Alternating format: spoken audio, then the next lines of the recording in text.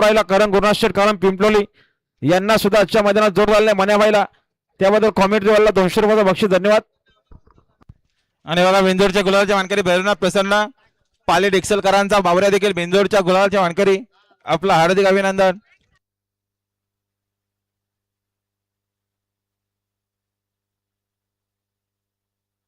सुंदर गाडी सुटण्यासाठी सज्ज आहे.